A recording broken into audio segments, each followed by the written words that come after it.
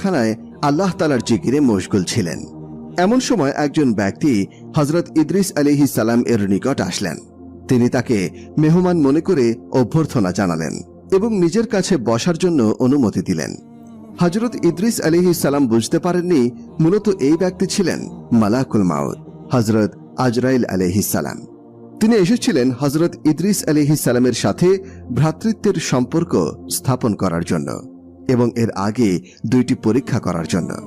হযরত ইদ্রিস আলাইহিস সালামের অভ্যাস ছিল তিনি সব সময় রোজা রাখতে পছন্দ করতেন, আর সেই দিনেও তিনি ব্যতিক্রম ছিলেন না। হযরত ইদ্রিস আলাইহিস সালাম রোজা অবস্থায় ছিলেন। সারাদিন রোজা রেখে যখন ইফতার করার সময় আসলো, তখন হযরত ইদ্রিস আলাইহিস সালাম নিজের জন্য এবং মেহমানের জন্য ইফতারের আয়োজন করলেন।